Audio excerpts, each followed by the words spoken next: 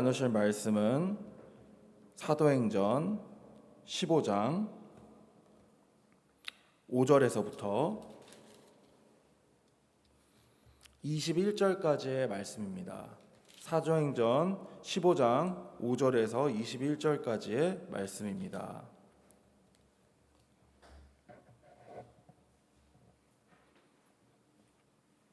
다 자신 줄로 알고 봉독하겠습니다. 바리새파 중에 어떤 믿는 사람들이 일어나 말하되 이방인에게 할례를 행하고 모세의 율법을 지키라 명하는 것이 마땅하다 하니라. 사도와 장로들이 이 일을 의논하러 모여 많은 변론이 있은 후에 베드로가 일어나 말하되 형제들아 너희도 알거니와 하나님이 이방인들로 내 입에서 복음의 말씀을 들어 믿게 하시려고 오래전부터 너희 가운데서 나를 택하시고 또 마음을 아시는 하나님이 우리에게와 같이 그들에게도 성령을 주어 증언하시고 믿음으로 그들의 마음을 깨끗이 하사 그들이나 우리나 차별하지 아니하셨느니라. 그런데 지금 너희가 어찌하여 하나님을 시험하여 우리 조상과 우리도 능히 매지 못하던 멍에를 제자들의 목에 두려느냐. 그러나 우리는 그들이 우리와 동일하게 주 예수의 은혜로 구원받는 줄을 믿노라 하니라. 온 무리가 가만히 있어 바나바와 바울이 하나님께서 자기들로 말미암아 이방인 중에서 행하신 표적과 기사에 관하여 말하는 것을 듣더니 말을 마침에 야고보가 대답하여 이르되 형제들아 내 말을 들으라. 하나님이 처음으로 이방인 중에서 자기 이름을 위할 백성을 취하시려고 그들을 돌보신 것을 시므온이 말하였으니 선지자들의 말씀이 이와 일치하도다. 기록된 바 이후에 내가 돌아와서 다윗의 무너진 장막을 다시 지으며 또 그 허물어진 것을 다시 지어 일으키리니 이는 그 남은 사람들과 내 이름으로 일컬음을 받는 모든 이방인들로 주를 찾게 하려 함이라 하셨으니 즉 예로부터 이것을 알게 하시는 주의 말씀이라 함과 같으니라.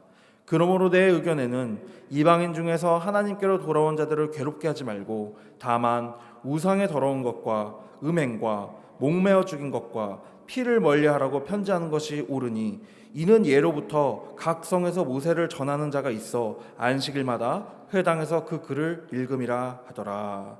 아멘. 잠시 기도하겠습니다. 사랑의 아버지 하나님 감사드립니다. 오늘 우리가 읽고 상고하는 이 사도행전의 말씀을 통해서 우리에게 지금 이 시대에 우리가 알아야 할 것들을 가르쳐 주시고 영적으로 우리를 인도하여 주사 주님의 율법, 생명의 율법인 예수 그리스도를 살아갈 수 있게, 예수 그리스도 안에서 살아갈 수 있게 인도하여 주시옵소서. 또한 말씀을 전하는 전파자인 이 사람이 좌로나 우로나 치우치지 아니하고 바르게 복음을 선포할 수 있도록 인도하여 주시옵소서. 예수 그리스도의 이름으로 기도 올리옵나이다. 아멘. 초반에 복음이 전해졌을 때 굉장히 혼란스러웠을 것입니다. 지금도 마찬가지입니다. 500년 전에 개혁교회 운동이 있었을 때 큰 문제가 있었습니다. 그 문제는 무엇이냐? 원래 사람들은 생각을 했습니다. 이 미사 전례, 지금 카톨릭이 하고 있는 그 미사 전례를 안 하면은 지옥에 가는 줄 알았습니다. 또한 그 미사 전례에서 받게 되는 전병이 그 동그란 작은 빵, 그거 자체가 진짜 예수님의 살이고 그 제단 위에서 축사된 그 포도주가 진짜 예수님의 피라고 사람들은 인식했던 것을 과거의 문서들을 통해서 알 수 있습니다. 지금 우리는요, 성찬의 개념이 기념설입니다. 루터 교회는 약간 카톨릭적으로 공제설이라는 개념을 가지고 있지만은 개혁교회의 전체적인 입장은요, 포도주는 포도주고 포도즙이건 포도주건 그거는 그냥 그런 것이고 예수님의 육체를 상징하는 그 빵, 보통 개혁교회, 한국의 개혁교회 장로교회에서는 많이 카스테라로 하는데 그런 부분들이 진짜 예수님의 육체를 말하는 것이 아니라 그것을 상징하고 예수님을 기억하는 것, 예수님의 피 흘리심을 기억하는 그 목적, 예수님이 말씀하신 그대로 그 목적에 합치해서 우리는 생각을 한다는 겁니다. 마찬가지로요, 이 오늘 본문도 그렇습니다. 너무나도 율법적이었던 이 유대 교인들이 온갖 율법을 잘 지키기 위해 가지고 여러 가지 그 문서들이 나와 있고 탈무드에도 나와 있지만 정말로 이 율법을 잘 지켜서 하나님 뜻대로 살기 위해서 어마어마한 많은 규정들이 있는데 그거 다 됐고 예수를 믿는 게 첫 번째야. 복음은 예수를 믿는 거고 율법의 첫 번째자 마지막이 예수야. 예수를 믿지 않으면은 성전 제사를 드려도 이제는 속죄가 되지 않아 라고 하는 가르침이 굉장히 부딪힘이 심했을 것입니다. 어느 정도냐면요, 예수님을 믿는다고 하면서도요 과거의 습관이 남아있어서 혼란스러웠다는 겁니다. 그 부분에 대해서 어떻게 이 초대 교회에 그 예수님의 제자였던 사람들이 어떤 방식으로 이것을 결론을 냈는지에 대한 이야기가 오늘 사도행전 15장 전체적인 이야기라고 볼 수 있습니다. 먼저 5절을 보시면 이렇게 시작합니다. 바리새파 중에 어떤 믿는 사람들이 일어나서 말하되 이방인에게 할례를 행하고 모세 율법을 지키라 명하는 것이 마땅하다 하니라. 이상하지 않습니까? 예수님은요 할례를 행하라고 말한 적도 없고요 모세 율법을 지키라고 말한 적도 없습니다. 놀랍지 않습니까?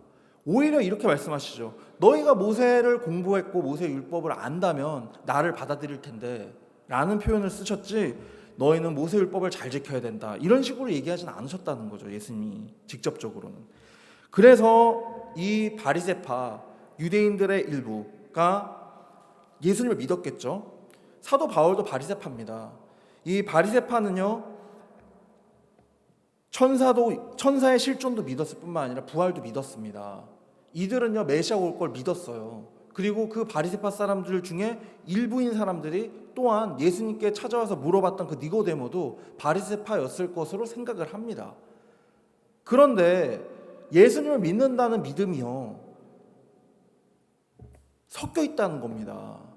섞여 있다는 게 안타까운 게 뭐냐면은 과거의 습관을 버리지 못해서 이런 생각들을 가진다는 겁니다. 언뜻 보기엔 맞아 보입니다. 영이 온전하듯이 육체로도 이제는 예수님을 통해서 이방인들에게도 복음이 전해지고 하나님의 자녀 만드는 일들이 되었으니까 이방인들도 이제는 유대인이 되게 해.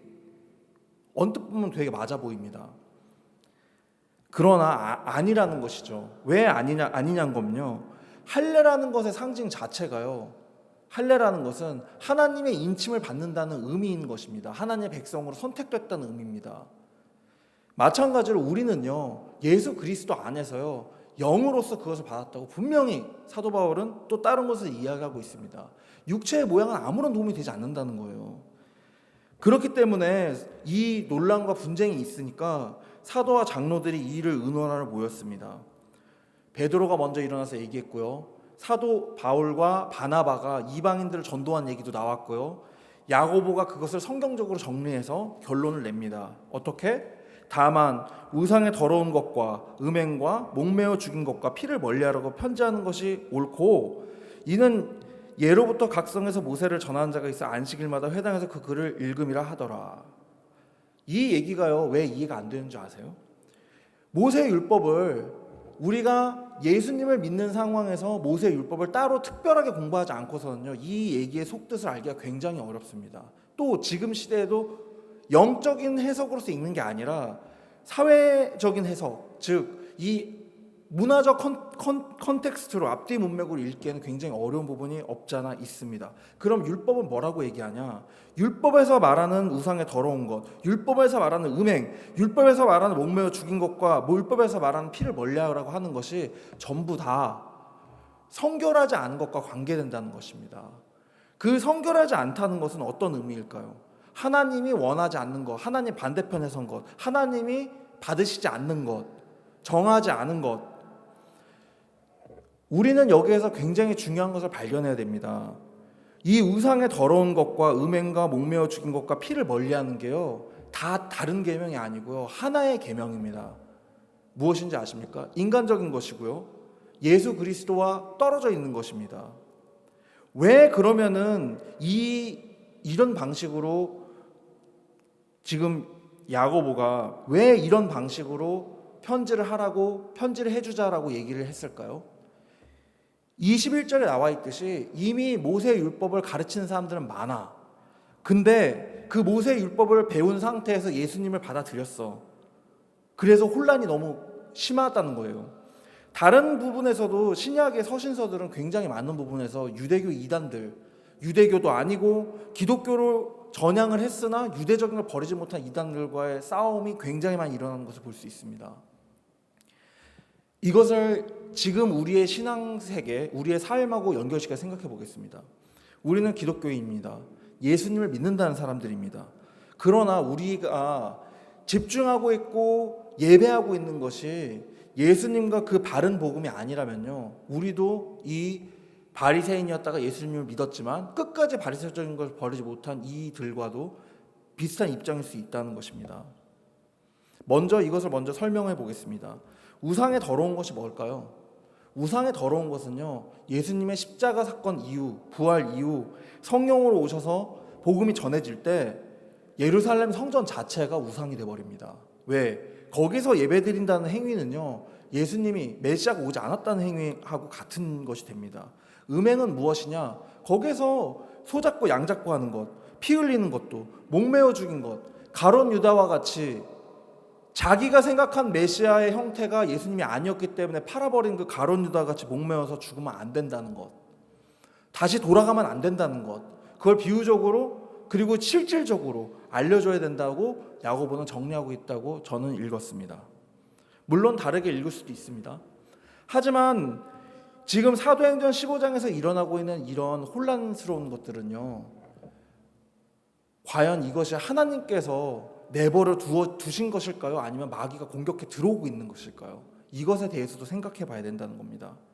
우리가 신앙생활을 하면서요, 아까도 말씀드렸지만 과거의 구습을 버리고, 보통의 설교에서는 이런 식으로 설교하실 겁니다. 과거의 윤리적인 잘못된 것도 버리고 착하고 선한 사람이 돼서 예수 그리스도의 복음도 전하고 윤리적으로도 바르게 서가지고 사람들에게 예수님을 전파해야 된다. 틀리지 않습니다. 그런데 중요한 건요, 거기에서 더 중요한 게 있다는 겁니다. 영적인 부분에 대해서 얘기를 해야 되는데, 나 중심적인 예수님을 믿으면요, 그게 바로 유대교라는 겁니다. 나를 지키시는 하나님, 나를 보호하시는 하나님, 나의 구원자. 맞는 말이에요. 근데 틀린 말이에요. 왠지 아세요? 우리는요, 우리의 머리 되신 분이 예수님이라고 하는 사람들이기 때문에 나의 예수님이 이기 이전에 나는 예수님의 사람이고요, 그 예수님이 선택한 다른 사람들의 형제라는 게 먼저 돼야 된다는 거예요. 그 부분에 있어서 현대의 신앙인들이 오류가 많이 있는 경우를 볼 수가 있습니다. 나는 매일매일 교회에서 새벽 기도를 드리고, 그리고 11조를 내가 착복하지 아니하고 평생을 살아왔고, 내가 성경을 몇 번을 읽었고, 성경 처음부터 끝까지 필사를 했고, 내가 신학교를 나왔고, 내가 때만 되면 선교여행을 가가지고 많은 그 하나님의 일들을 하고, 근데 그게 예수 그리스도를 전하는 것과 직접적 상관이 없으면요, 그냥 혼자서 열심히 논 거예요. 열심히 종교 생활을 레저로 하게 된다는 겁니다. 마찬가지로 오늘 지금 부딪힘이 있는 이것도요, 모양을 내려는 사람들하고요, 진짜 하나님의 제자들하고의 부딪힘이라고 볼 수 있어요. 어떻게 돼 있습니까? 어떻게 적혀 있습니까? 우리들이 제자가 아닐까요? 제자입니다. 심지어 예수님의 직접적인 제자들이 우리 보고 제자라고 불러줍니다. 이방인에 대해서. 보십시오. 10절에 이렇게 되어 있습니다. 그런데 지금 너희가 어찌하여 하나님을 시험하여 우리 조상과 우리도 능히 매지 못하던 멍에를 제자들의 목에 두려느냐. 이 제자가요, 여기 모인 제자들이에요? 자세히 읽어보십시오. 아닙니다. 이방인들을 얘기하고 있습니다. 오직 예수 그리스도를 믿으면요, 제자가 되는 거예요. 모자란 것이 있을 수도 있고요, 예수님을 오해하거나 잘못 믿고 있는 사람이 있을 수도 있습니다. 하지만 예수님을 믿으면요, 일단 제자가 되는 건 맞아요. 그리고 바른 예수님을 믿어야 되겠죠. 그것에 대해서 열심을 가지고 가르치라, 끝까지 달려라 라고 디모데 전후서에서 분명히 사도 바울도 또 얘기를 하고 있죠. 그러므로 이 율법과 은혜의 관계가 부딪힌다고 생각하는 것 자체가 실은 오류라는 거예요. 유대인들, 바리새인들, 율법학자들이 생각했던 율법은요, 세상의 법리적인 생각이었어요. 내가 하나님이 시켰으니까 이것까지 하고 그리고 이 모양을 내고 내가 이렇게 하면 하나님이 좋아하시겠지. 천만의 말씀. 심령을 감찰하신다고 했어요. 하나님은. 성전 안에 있을 때만 하나님을 예배하려는 이렇게 표현하면 좀 그렇지만 꼬락서니가 하나님 보시기에 악한 것이고 더러운 것이라는 거예요. 우리는 어떻습니까? 우리가 주일에 예배를 드린다거나 예배를 드리러 가서 또는 우리가 성경을 펴서 읽을 때만 주님을 부르고 있지는 않습니까? 어쩌면요, 우리 삶에서 개인적으로 육체적이거나 정신적이거나 영적으로 힘든 게 있는 게요, 감사할 일일 수도 있어요. 굉장히 역설이지만 그게 있으니까 하나님 찾잖아. 예전에 한 번은 이런 기도를 한 적이 있었습니다. 아주 어렸을 때는요, 너무 아파가지고 너무 힘든 거예요. 주님, 예수님 너무 아파요. 제 생명을 빨리 걷어가셔가지고요, 제가 안 아프게 좀 해주세요. 주님 곁으로 빨리 가고 싶어요 라고 기도한 적도 있습니다. 저의 얘기죠. 그런데 그게 얼마나 악한 기도인지 아세요? 감히 내가 무엇이길래 너의 생명이 너의 것이냐, 나중에 그 문제에 대해서 주님께 정말 죄송했습니다 이렇게 기도한 적도 있어요. 절대로 그렇게 돼서는 안 된다는 것이죠. 생명이요, 생명의 주인이 하나님이시라는 건요, 내 생명의 주인도 하나님이시라는 것을 잊어서는 안 된다는 거예요. 그래서 시간이 많이 지나고요, 제가 목사 안수를 받을 그쯤에 대해서, 이게 정답이라는 얘기는 아닙니다. 저의 개인적인 얘기니까. 감기가 들렸는데 엄청 아픈 거예요. 막 사경을 헤맬 정도로 아팠어요. 그 시즌에. 근데 기도를 하는데 이런 기도가 나오더라고요. 주님, 저는 제 개인이 그냥 감기 걸려서 이렇게 아픈데도 이렇게 힘든데 주님이 십자가를 지신 그 고통은 참 대단하시고 너무 감사드립니다. 주님, 제가 이렇게 아픔으로 말미암아서 주님의 고통을 기억할 수 있게 해주셔서 감사드립니다 기도드렸어요. 조금 나아졌죠. 그런데 문제는 이것입니다. 나 개인적인 신앙이라는 것조차도요, 없는 것보단 있는 게 낫다는 거예요. 안타깝게도. 이 바리새인들이요, 잘못된 신앙을 가지고 있지만요, 이 사람들에게 훈계하고 권고하는 것을 하려고 하는 거지, 이 사람들을 너네 틀렸으니까 그냥 출교해, 너네 그냥 유대교로 돌아가 이렇게 내치지 않았다는 거예요. 지금 제자들도. 또 많은 성에서 그렇게 미혹당하고 있는 사람들도. 현대 시대에 우리는 어떻습니까? 우리 얼마나 많은 이상한 기독교인들 사이에 쌓여 있습니까? 회사에서, 사회에서. 그들에게 어떻게 다시 바르게 복음을 전해야 될 것입니까? 그것이 우리가 맡은 일이라는 겁니다. 저만의 일이 아니고요, 이 설교를 듣고 계신 여러분의 일이라는 거예요. 그게 왜? 제자들도 말했잖아요. 우리도 제자라고, 이방인들도 예수 그리스도의 이름 안에서 구원을 얻은 제자라고. 성령이 아니고서는요, 우리가 예수님을 주님이라고 부를 수가 없대요. 근데 이거 잘 생각하셔야 됩니다. 예수님이 주님이라는 건요, 언제나 프라이어리티, 최우선순위가요, 주님이어야 된다는 거예요. 예수님이어야 된다는 거예요. 복음이어야 된다는 거예요. 그게 아니면요, 아직도 예수님이 부활하시기 전에 예수님을 따라다니던 상태의 제자들일 수도 있어요. 제자긴 제자지만 공부가 안 끝난 거지. 주님의 뜻대로 하려고는 하지만은 섬뜩 누가 오른쪽 자리에 앉아요? 누가 왼쪽 자리에 앉아요? 이러고 있다는 거예요. 누가 주님의 이름으로 말미암아 더 큰 자가 돼요? 이런 마음가짐 자체가 사라지고 없어져야 된다는 부분도 있다는 거예요.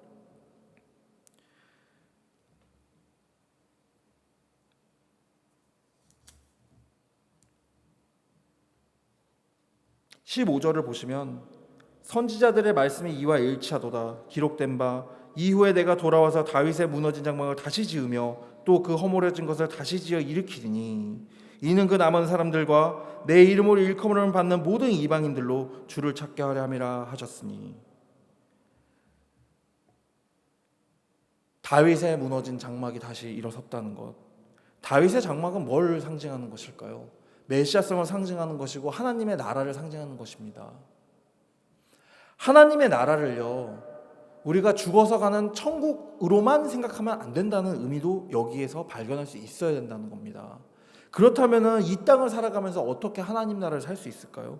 우리를 둘러싸고 있는 현상과 우리를 둘러싸고 있는 모든 것들은 우리 뜻대로 되는 게 거의 없을 정도인데, 여기에서부터 출발해야 돼요. 역설적으로. 내 뜻대로 되는 거 없어도 상관없고 그냥 주님 뜻대로만 되면 됩니다. 그게 저는 행복하고 그게 저는 너무 감사하고 그게 기쁩니다. 그게 바로 예수님이 주인이 된 사람이에요. 어떻게 보면 굉장히 쉽고요. 어떻게 보면 굉장히 어려워요. 그럼 가장 쉽게 이걸 할 수 있는 방법을 제가 생각을 해봤는데 한번 들어봐 주셨으면 좋겠어요. 다 버리면 돼요. 정말. 그냥 예수님 뜻대로만 되면 되고요. 나머지는 하나도 모르겠어요. 그냥 주님 뜻대로만 되기를 원합니다. 이렇게 생각하면 아주 쉽게 됩니다. 근데 그러고 있는 내 마음속에 스멀스멀 기어 올라오는 게 돈도 벌어야 되는데 명예도 얻어야 되는데 결혼도 해야 되는데 아이들도 잘 키워가지고 얘네들 먹고 살 수 있게 해야 되는데 이 부딪힘이요. 이 율법을 지키는 부딪힘과 예수 그리스도를 믿음으로 말미암아 구원 얻는다는 그것과 부딪히는 것과 상당히 유사하다는 거예요. 사람은 어쩔 수 없어요. 사람은 겉모양 굉장히 중요합니다. 제가 여기 올라와서 이렇게 설교를 선포하는데 양복이 아니고요. 저게 중동 사람 옷을 입는다거나 아니면은 추리닝 같은 걸 입고 설교를 한다고 한번 생각을 해보세요. 느낌은 완전 다를 겁니다. 이렇게 우리는 부족한 존재들이라는 거예요. 우리는 본질과 내면을 볼 수 없는 눈을 가지고 있습니다. 하지만 기억하셔야 될 것은 우리의 주님 되신 하나님 예수 그리스도께서는요 우리의 중심을 보신다는 거예요. 예배를요 이 예루살렘 성전에 가서만 드리려고 생각했던 것 자체가 죄라는 것이 드러난 거예요. 지금 정말로 무시무시한 겁니다. 그럼 우리 이제 어떻게 예배를 드려요? 내가 항상 너희와 함께 있다고 얘기하지 않았니? 성경에 적혀 있습니다. 아들과 아버지와 성령의 이름으로 세례를 주고 세상 끝까지 이 복음을 전파하라. 내가 언제까지? 세상 끝날까지 너희와 함께 있느니라. 이렇게 직접 승천하시면서 말씀하셨어요. 주님께서. 그 주님이 우리 삶 속에 계셔야 된다는 거예요. 그 주님을 예배하는 삶을 살아야 된다는 거예요. 그렇게 된다면은 우리가 율법으로부터도 자유로울 수 있고요. 율법에서 말하는 것들보다 더 확실한 생명의 율법을 지킬 수 있게 돼요. 많은 사람들은 얘기합니다. 그리고 궁금증을 갖습니다. 신앙이 있건 신앙이 없건 바른 신앙이건 아니건 간에 굉장히 궁금해하는 것들이 있어요. 진짜 나쁜 놈이 있어. 정말 막 히틀러 같은 놈이 있어. 근데 그 사람이 예수님을 믿었어. 그럼 그 사람 구원을 받을까요? 안 받을까요? 그게 당신들하고 무슨 상관입니까? 지금 당신이 예수님을 모르는데. 당신이 예수님을 안다면 이렇게 질문할 것입니다. 그 사람이 구원 받음으로 말미암아 보다 더 많은 사람들이 주께 돌아가길 원하노라 얘기할 겁니다. 제자들이 그렇게 얘기하고 있지 않습니까?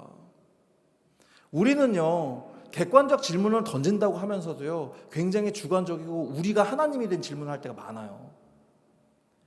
구원은 하나님이 하시는 거잖아요. 하나님이 죄가 없다고 하면요 내 눈엔 죄가 있어도요 그 속을 보시는 하나님께서 판단하시기를 없다고 하면 그게 정답인 거예요. 우리의 삶도 그렇습니다. 드러나는 악이 많은 사람이 있고요 드러나지 않은 악, 하나님 보시기에 더 악한 자들도 엄청나게 많다는 걸 아셔야 됩니다. 그런데 문제는 이겁니다. 남을 판단하기 이전에 나는 어떤가?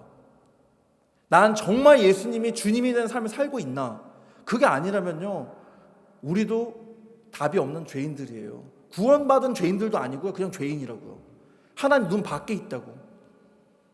우리가 죄의식이 있고 그 죄의식이라는 게 내 개인적인 윤리적 죄의식이 아니라 하나님과의 관계에서 주님 제가 모자란 게 무엇입니까? 저는 항상 주님 앞에서 굉장히 잘 못하고 있는 것 같은데 어떻게 하면 주님께 더 나아가고 주님이 뜻하는 삶을 살 수 있습니까? 묻지 않는 것 자체도 죄고요.